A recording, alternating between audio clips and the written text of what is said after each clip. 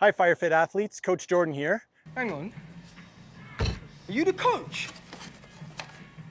You want to shave some more time off your race? Today we're going to cover the often overlooked but crucial part of the course, the downstairs. All right, so you've just crushed your up rope and now you're ready to go down. The problem is most people take it easy here. This is not a time to take it easy. Or to recover. You'll lose a lot of valuable time. So I'm going to teach you how to push and be fast down the stairs. Today we're going to dive into 5 key strategies to help you accelerate your down and get you that elite 13-second down. Let's get into it. So what is the downstairs? The downstairs is the part of the course where the athlete, after completing the rope pull, goes all the way down to the bottom. This part of the course is supposed to simulate firefighters quickly exiting a building that has become unsafe. During our race, the athlete has to touch every stair on the way down, otherwise they get a penalty. For split times, we count the downstairs from the moment the hose bundle goes over the railing to when the athlete touches the hammer. 13 seconds is considered an elite time when you are racing down during an individual race. If you want a new personal best this year, you can't take this section for granted. If you are not aggressive, you can give back a lot of time in this part of the course. So now let's dive into 5 speed strategies to get your descent even faster. The first strategy is all about your first step. After you clear the bundle and it comes over the railing, you're going to turn and you're going to be coming down the stairs. Your hands are going to be getting ready on the railing, and your first step, your inside foot goes onto the first step down the tower. The reason we do that is so that when you get down to the landing, your inside leg is now lined up right here on the landing, and then you have a quick turn. One of the other reasons we emphasize being deliberate about having your inside leg as your first step is to build muscle memory. When you're racing in this course and you're really trying to go fast, you don't want to be thinking about technique. You want to build as much memory or muscle memory as possible so that you're thinking about pushing and being aggressive and not about what every part of your body needs to be doing. So building the habit of your inside foot always being the first step, both sides, means the muscle memory is there and you don't have to think about it. Step number 1. First step is your inside leg on the first step. Speed strategy number 2 is break and pull. We're going to talk about what to do with your hands. I'm not sure what to do with my hands.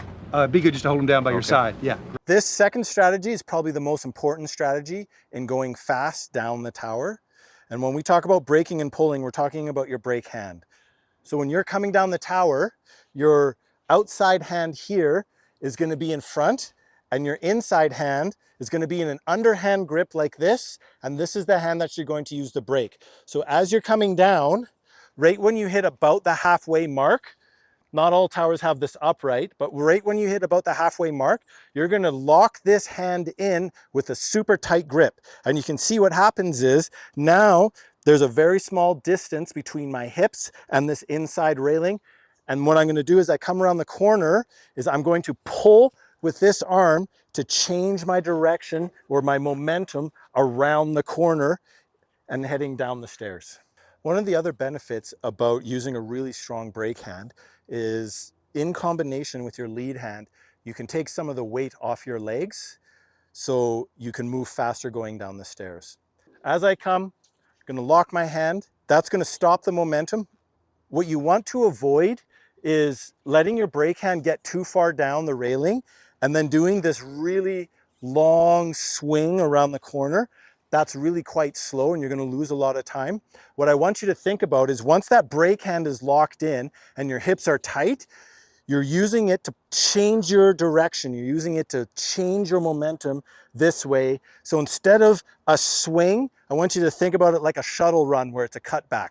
So it's here and you're pulling and you're firing yourself down the stairs as opposed to a big wide swing. One of the other problems with a big wide swing is your tank that you wear on your back is going to hit this upright. And when your tank hits that upright, you lose all of your momentum. So keeping it tight with your brake hand and using it to pull yourself and change your direction down the stairs is the way you want to do it. The final point in the second strategy with your brake hand is that I want you to think about getting your hips around and not your shoulders around. Hips. It's all in the hips. Get off of me. I find that what happens is people come down and then they pull and they're thinking about getting the shoulders around. What you should feel when you do this properly is as you plant and brake, I'm thinking about pulling and shooting my hips around the corner, because wherever your center of mass is, your body's going to follow. And you'll feel almost like an acceleration. So you plant, pull, and you're pulling your hips through and around, and you're gonna see that you go a lot faster that way. I want you to remember two things. First, don't let your brake hand slide down the railing, creating lots of space. Do keep your brake hand tight so that there's a tight space between your hip and the railing.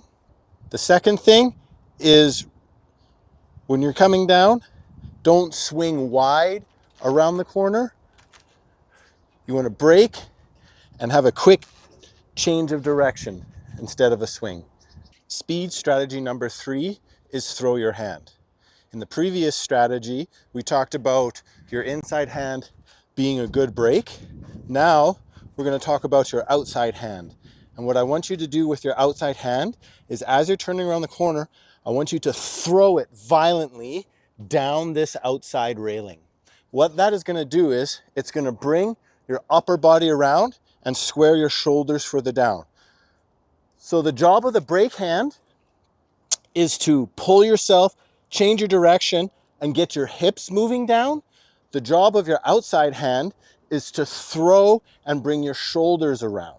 When you combine those two things together, you should get a quick snap around the corner with your body square down the stairs and moving down the stairs.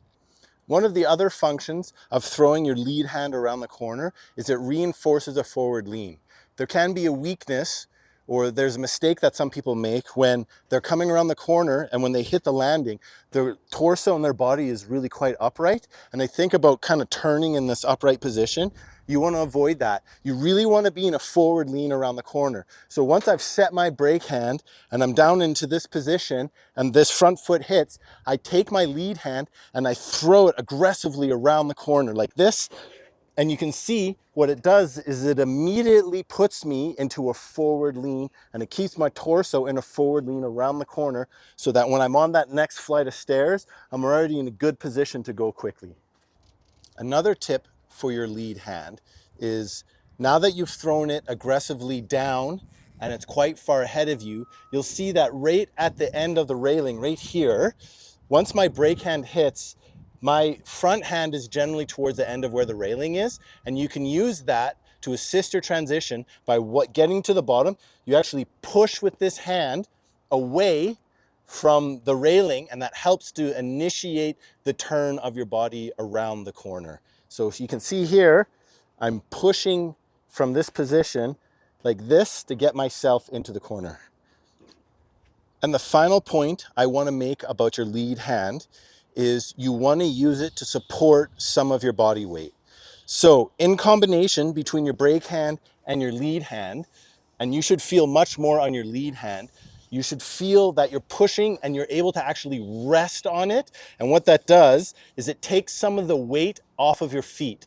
And that in turn allows your feet to touch quicker as they are going down the stairs because they're not absorbing your full body weight on each step. So when you come through, you should feel like your feet are lighter in a combination between your brake hand and a lot of pressure on your lead hand. Speed strategy number 4 is toe taps. We have talked about what to do with your hands, your lead hand, and your brake hand. Now we're going to talk about what to do with your feet. With your feet, the reason I say toe taps is because I want you to think about a tap as opposed to a step. A step makes you think that you plant your foot and then you feel your whole body weight land on that foot, and then the next step is your whole body weight landing on that foot.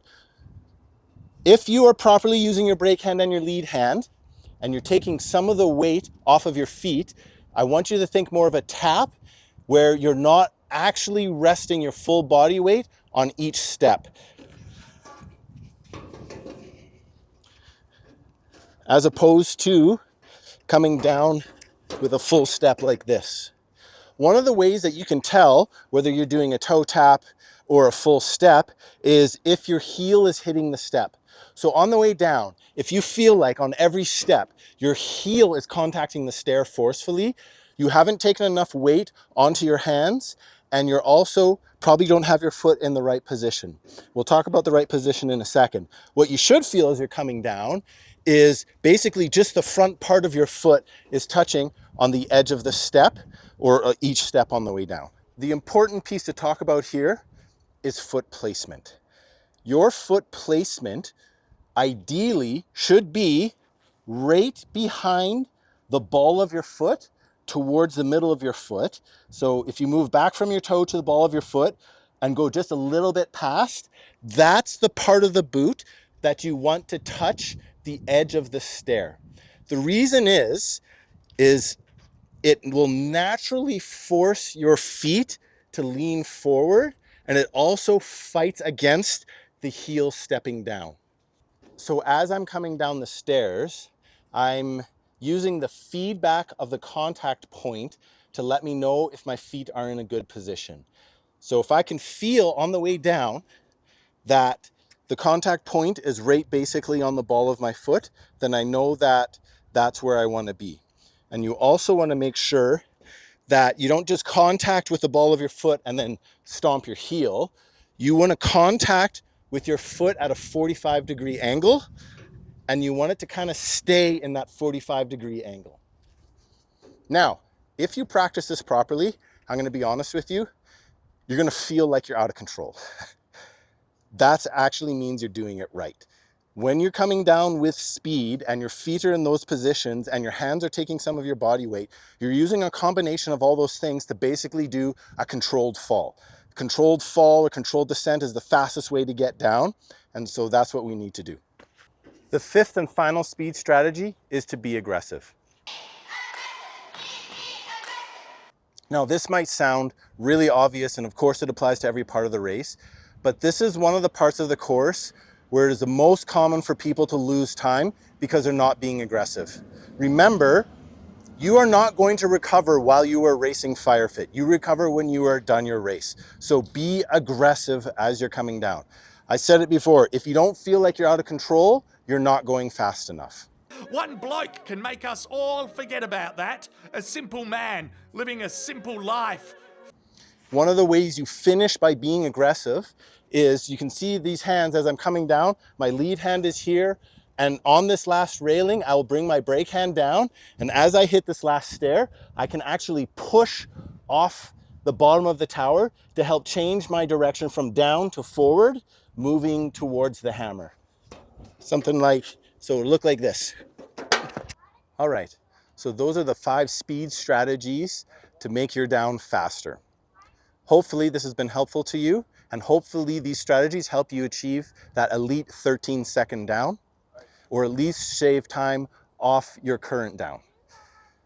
Depending on what your goal time is, I'm going to put a chart up on the screen that's going to show a predicted downtime for the different benchmarks that you're trying to hit. In summary, the 5 speed strategies are: strategy 1, your inside foot is the first step.